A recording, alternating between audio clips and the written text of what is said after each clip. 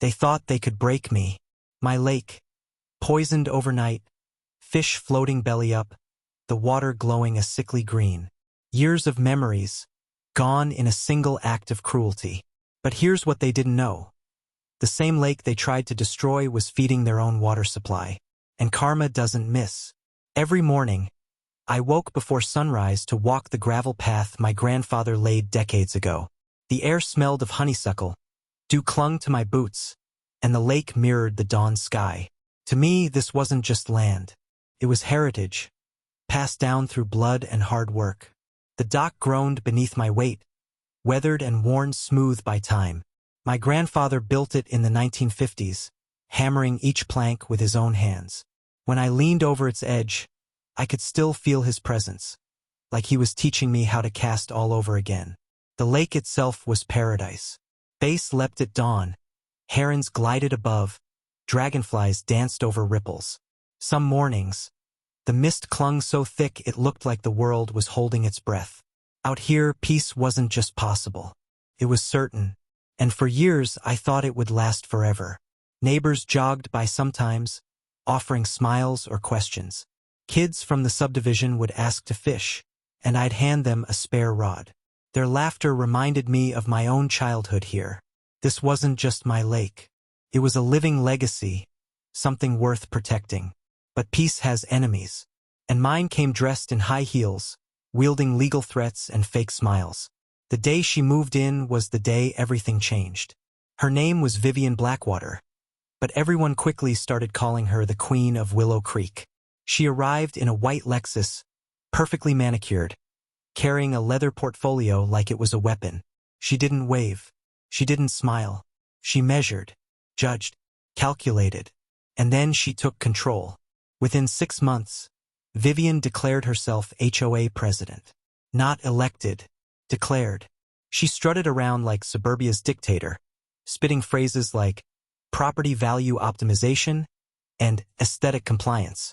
She was less a neighbor, more a warden, and I was already on her radar.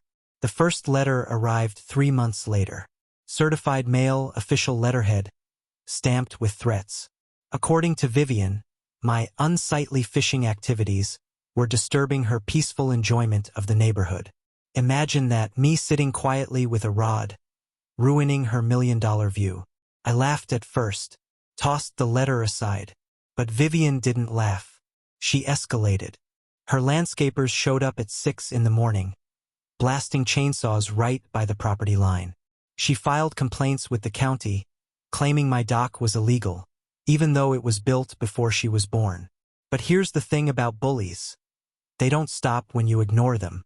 They escalate when you resist.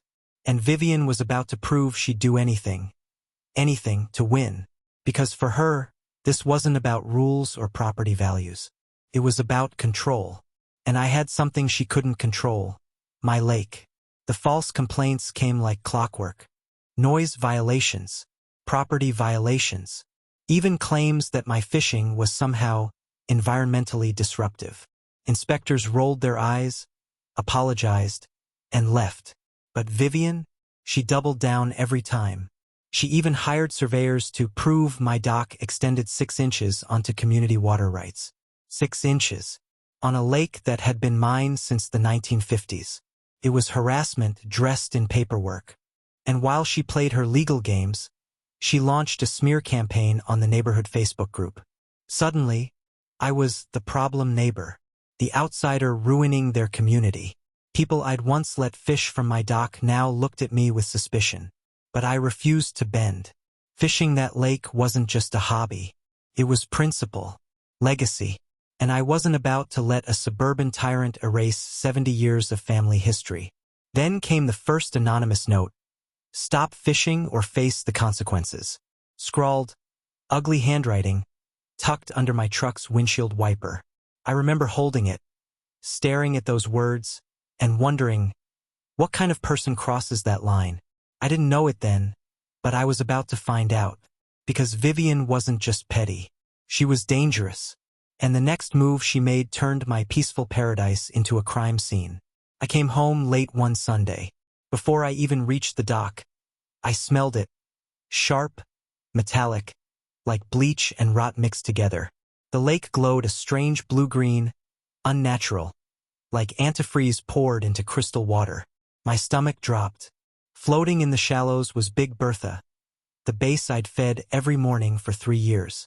She was belly up, bloated, lifeless. Around her, hundreds of fish, bluegill, catfish, crappie, dead. My sanctuary had been turned into a graveyard overnight. I fell to my knees on the dock, cradling Bertha in my hands, slimy scales slipping through my fingers. Rage burned hot, mixing with grief. Someone had murdered 70 years of life in a single night. And I already knew who. Hazmat crews confirmed it. Copper sulfate, industrial strength. The kind of algae killer no private citizen should have. It wasn't just careless, it was criminal. And the poison didn't just kill fish. It sterilized the entire ecosystem. The lake wouldn't recover for years. Couldn't sleep that night. Every time I closed my eyes, I saw fish gasping for air, the water glowing unnatural colors. Vivian wanted me gone so badly. She'd killed everything I loved. But here's the part that kept me awake. Copper sulfate doesn't just disappear. It seeps. It spreads. And my lake wasn't just any lake. It was spring-fed, which meant her little act of sabotage hadn't stopped at my property line. The poison was moving underground, straight toward her perfect subdivision. The next morning, I drove straight to the county courthouse. Dusty records room, shelves stacked with decades-old files. I wasn't just looking for answers. I was looking for leverage. And buried under yellowed pages, I found it. My grandfather's original deed from 1952. Written in cold legal ink, one line made my heart race. All water rights, surface and subsurface, to underground spring systems and tributaries, in perpetuity. In perpetuity. Forever. I didn't just own the lake. I owned every drop of water feeding into that subdivision. Every shower. Every faucet. Every ice cube. For 15 years, 847 families had been drinking my water, without ever knowing it belonged to me. And now, thanks to Vivian's midnight poisoning, they were drinking copper sulfate. Poison. She hadn't just destroyed my lake. She'd contaminated her own kingdom. I sat in my truck outside the courthouse, the deed trembling in my hands. For months, she'd harassed me, threatened me, tried to drive me off land that had been in my family for generations. And in one reckless act, she'd handed me a weapon so powerful it could destroy her entire empire. Vivian thought she was clever, ruthless, untouchable, but she'd just made the worst mistake of her life. Because you can fight lawsuits, you can fight smear campaigns, but you can't fight the truth. And the truth was this. She'd poisoned herself. Knowledge is power, but only if you know how to use it. So I built a team. First, my lawyer, Tom Martinez. He laughed so hard when I showed him the deed he nearly choked on his coffee. Marcus, he said, you don't just have a case. You've got a nuclear bomb. Next came Dr. Mitchell, a hydrogeologist. He tested the water, traced the contamination. His verdict was clear. Within weeks, copper sulfate would reach every single household in Willow Creek Estates. 800 families drinking poison. Then came Sarah Morgan, an investigative journalist with a taste for HOA corruption. She pored over receipts, exposing Vivian's misuse of HOA funds to pay for her chemical attack. Embezzlement, cover-up, fraud, the kind of story reporters dream about. Piece by piece, we built the case. Photos of dead fish, water tests, HOA financial records, even recordings of Vivian trying to bribe service companies into hiding her tracks. By the time we were done, I didn't just have evidence. I had an arsenal. And Vivian? She had no idea her empire was about to crumble. Because the next battle wouldn't be in secret. It would be in public. Under the lights. In front of her neighbors. And for the first time, she wouldn't be the one holding the gavel. The community center was packed. Standing room only. 300 furious homeowners. TV cameras rolling. Sheriff's deputies at the exits. The air buzzed with tension and burnt coffee. Vivian sat on stage, flawless makeup hiding the panic in her eyes. She tried to smile, but the cracks were showing. The EPA presented first, copper sulfate contamination, traced directly to the lake. Then Dr. Mitchell stood, map in hand, showing how the poison had spread underground into every residential well. Gasps rippled through the crowd. Parents clutched their children. Anger turned to fear. Then I stood. I held up my grandfather's deed, the paper trembling in the spotlight. This document proves I own every drop of water feeding this community. And Vivian Blackwater poisoned it. The room erupted. Shouts, accusations. Neighbors turned on her, the same people she once ruled. Deputies stepped forward, cuffs ready. Vivian tried to protest, shrieking about conspiracies and lies. But it was over. The evidence was overwhelming, and her empire had collapsed. The sound of handcuffs clicking shut was the sweetest music I'd ever heard. In the months that followed, the lake was restored. Funds from the lawsuit paid for cleanup, fish restocking, and environmental protection programs.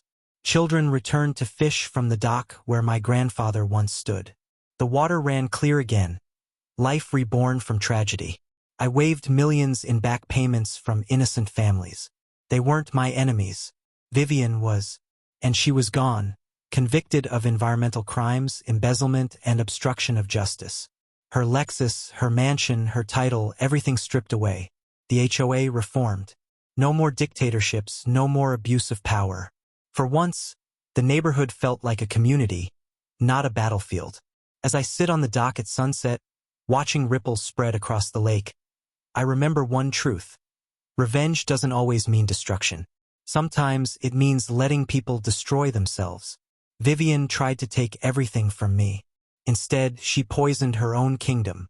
And in the end, the lake stood strong, just like it always had.